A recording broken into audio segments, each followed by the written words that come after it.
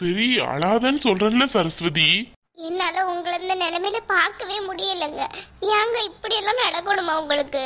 நடக்கணும்ட்டு இருந்தா எதுவுமே நடந்துதான் ஆகும். அதுக்காக இப்படி அழுதுகிட்டு இருக்க முடியாது. நீ வேணா கொஞ்ச நேரம் வீட்டுக்கு போய் இருந்துட்டு வா. பையன் வேற அங்க தனியா இருப்பான். இல்லங்க, அம்மா இருக்கதான் செய்றாங்க. அம்மா அவனை நல்லாவே பாத்துக்கிடுவாங்க. நான் உங்களை விட்டு போற மாதிரி எனக்கெல்லாம் எந்த ஐடியாவும் இல்ல. இங்கேவா இருக்க போற? டிஸ்சார்ஜ் ஆற வர வீட்டுக்கு போய் நீ குழந்தையும் பார்க்கணும்ல, அதை கொஞ்சம் புரிஞ்சுக்கோ. அதெல்லாம் பாத்துக்கலாங்க, இப்போதைக்கு என்னால முடியாது. அண்ணா. வாமா.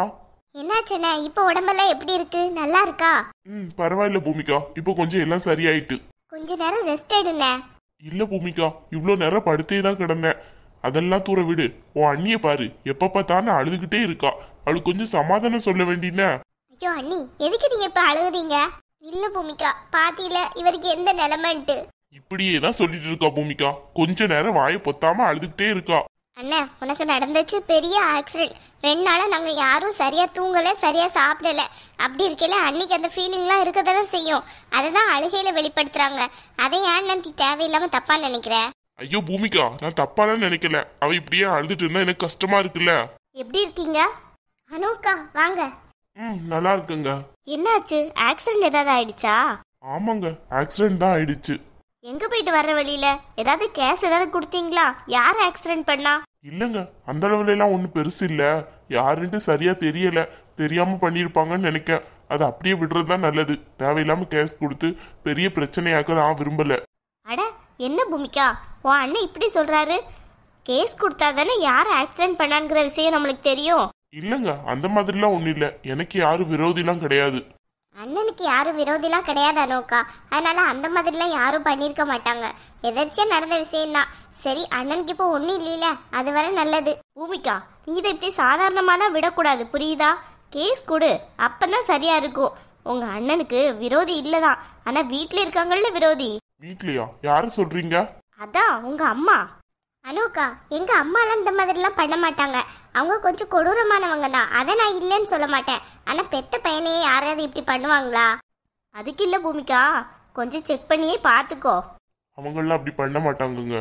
இல்லங்க, உங்களுக்கு தெரியாது. நீங்க வீட்டை விட்டு வெளியே வந்துட்டீங்க. அவங்களுக்கு உங்க மேல சரியான கோவம் இருக்கதானே செய்யும். அதனால கூட அப்படி பண்ணிருக்கலாம்ல. சேச்சா, அப்படியெல்லாம் இருக்க சான்ஸே கிடையாது அனோக்கா. என்னாச்சு சரஸ்வதி, நீயே அழுதுகிட்டே இருக்க? இவரை இந்த நிலைமையில பார்க்க எனக்கு மனசு கஷ்டமா இருக்கு அண்ணி. சரி, ஆக்சிடென்ட் நடந்து இப்பதான் நல்லா ஆயிட்டார்ல, அப்புறம் ஏன் அழுகுறியா? அதான் நீ இப்படி எல்லாம் நடக்கும் நான் கனவுல கூட நினைச்சு பார்க்கல. அவருக்கு போய் இப்படி ஆயிடுச்சே, அதை நினைச்சுதான் கஷ்டமா இருக்கு. அதெல்லாம் ஒன்னும் பிரச்சனை இல்ல, புரியுதா? அழாம இரு. மதன், எப்படி இருக்கீங்க? கண்ணு முடிச்சிட்டீங்களா? உடம்பெல்லாம் எப்படி இருக்கு? பரவாயில்லையா? வலியெல்லாம் குறைஞ்சிருக்கா? பரவாயில்ல பூமாரி, நல்லா இருக்கு. இப்படி எங்க எல்லாரையும் பயங்காட்டிட்டீங்களா ஒரு நிமிஷத்துல? நாங்க எல்லாருமே என்னாச்சும் ஏதாச்சும் ரொம்ப பயந்துட்டோம். கொஞ்சம் கேர்ஃபுல்லா போக கூடாது பைக்ல போகையில? எப்போதும் மாதிரி தாங்க கேர்ஃபுல்லா தாங்க போனேன். என்ன ஆச்சுன்னு தெரியல. பின்னாடி இருந்து யாரோ வர்ற மாதிரி இருந்ததுன்னு லெஃப்ட்ல கிராஸ் பண்ணேன். அவங்களும் கரெக்டா லெஃப்ட்லயே கிராஸ் பண்ணிட்டாங்க.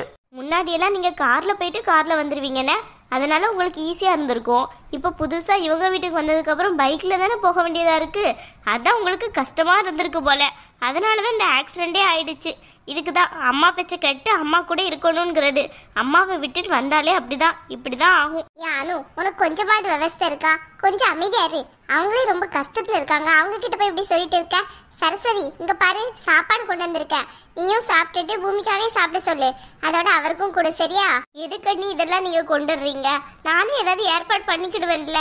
அட என்ன சரஸ்வதி, இந்த நேரத்துல போய் இப்படி சொல்லிக்கிட்டு இருக்க? இந்த அப்படி இங்க பாரு, சொந்த பந்தம்ட்டு எதுக்கு இருக்கம்மா? ஏதாவது ஒரு அவசரத்துல கூட உதவி பண்ணலடா. சொந்த பந்தம் இருக்கிறது எதுக்கு சொல்லு பாப்போம். மதன் நல்லா வந்தா போதும், எங்களுக்கு அதுவே ரொம்ப சந்தோஷமா இருக்கும். இந்த சாப்பாடு செஞ்சு எடுத்துட்டு வர்றதுலாம் எங்களுக்கு ஒன்றும் பிரச்சனை இல்லை. ஏன் சரஸ்வதி, எப்போ டிஸ்சார்ஜ் சொல்லியிருக்காங்க? டிஸ்சார்ஜ் அண்ணி இன்னும் 1 வாரம் ஆகும்னு சொல்லியிருக்காங்க. தலையில, கழுத்துல, கையில, அதுக்கப்புறம் கண்ணில் உள்ள கெட்டு எல்லாத்தையும் அவுக்கணும் அப்படின்னு சொல்லியிருக்காங்க. ஐயோ சரியா போச்சு. இன்னும் 1 வாரம் ஆகுமா? நாங்கள் நாளை அன்னைக்கு புது வீட்டுக்கு குடி போகிறோம். அதுக்கு உங்கள் 2 பேரையும் இன்வைட் பண்ணலான்னு நினச்சேன். இங்கேயே பார்த்து சொல்லிடலான்னு பார்த்தேன். உன்னோட ஏதோ என்னமோ தெரியல, வர முடியாமல் ஆயிடுச்சே. அப்படியா அண்ணி? என்னாச்சு அண்ணி, குடும்பத்தோட போறீங்களா? ஏன் இந்த வீடு என்னாச்சு? ஐயோ, குடும்பத்தோடயா? அங்கேயும் போய் குடும்பத்தோட குப்பை கொட்டுறதுக்கா? குடும்பத்தோட எல்லாம் போகலம்மா. நானும் கவினு பாப்பா 3 பேரும் தனியா போறோம். என்ன நீ சொல்றீங்க? ஆமா ஆமா, நாங்க 3 பேரும் தனியா போறோம். கவினும் அதுதான் விரும்புறாரு, அதான் போயிடலான்ட்டு முடிவு பண்ணிட்டோம். அண்ணி என்ன நீ சொல்றீங்க? ஒன்னும் புரியல. பூமாரி அண்ணி இவங்க என்ன சொல்றாங்க என்கிட்ட? இப்போ ரொம்ப முக்கியமா அந்த பேச்சு. இதெல்லாம் அவகிட்ட சொல்லணுமா? அவளே ஏற்கனவே நொந்து போய் இருக்கா. தேவையானு இது உனக்கு? ஏன் பூமாரி இங்க சொல்லாம வேற எங்க போய் சொல்றேன்? இன்னும் 1 வாரத்துக்கு அப்புறம் தான் அவங்க வீட்டுக்கு வருவாங்க. எப்படியா இருந்தாலும் இங்க தானே சொல்லி ஆகணும். இப்ப சொல்லலைன்னா அதுக்கு கூட ஏதாவது சொல்லுவீங்க. இங்க பாரு, அவளை ஒரு வார்த்தை சொன்னாங்களா இல்லையான்ட்டு. இதெல்லாம் எனக்கு தேவையா? சொன்னாலும் குத்தம், சொல்லாட்டான்னு குத்தமா? சொன்னாலும் குத்தம், சொல்லாட்டான்னு குத்தம் நான் உன்னை பார்த்து சொல்ல கிடையாது.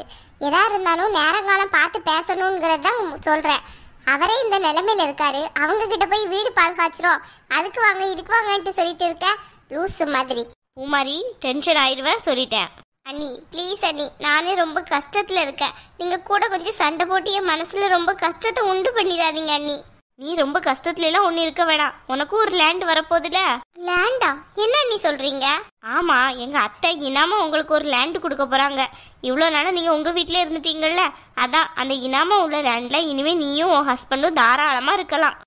நாங்க அதை எதிர்பார்க்கவே இல்லையா? எங்களுக்கு எதுக்கு அவங்க தரணும்? அதெல்லாம் ஒண்ணு வேணாம். இல்லங்க, நீங்க மாமியார் வீட்ல இருக்கீங்கல்ல, அதனாலதான் எங்க அத்தை இப்படி ஒரு முடிவு எடுத்தாங்க. அவங்க பிள்ளை அவங்களுக்கு நல்லா இருக்கணும்ல, அதனாலதான் என்கிட்ட கூட சொல்லிட்டு இருந்தாங்க. நாங்களும் சரி போனா போதுன்ட்டு சரின்ட்டோம். இல்ல பூமாரி? சரஸ்வதி அப்படியெல்லாம் ஒண்ணும் கிடையாது. இத பத்தி அத்தையே உங்ககிட்ட பேசுவாங்க. இவ சொல்றதெல்லாம் காதுல வாங்கிக்காத. மதன் நீங்களும் தான், இவ சொல்றதெல்லாம் காதுல வாங்கிக்காதீங்க. ஏன் நோக்கா? தனியா போனோம்னா எல்லா வேலையும் நீங்கள பார்க்கணும். பார்த்து எடுத்துருவீங்களோ? அது என்ன பூமிக்கா பெரிய வேலை? நான் 1 செகண்ட்ல எல்லா வேலையும் பார்த்துருவேனே. சட்டு சட்டு சட்டுன்னு முடிச்சிருவேனே. அது சரி. எனக்கெல்லாம் வேலை பார்க்கறதெல்லாம் அவ்வளோ பிடிக்கும் பார்த்துக்கோ. அதுவும் இல்லாம கவினுக்கு பார்த்து கொடுக்கறதா இருந்தா ரொம்ப பிடிக்குமே. அப்படியா அனோக்கா?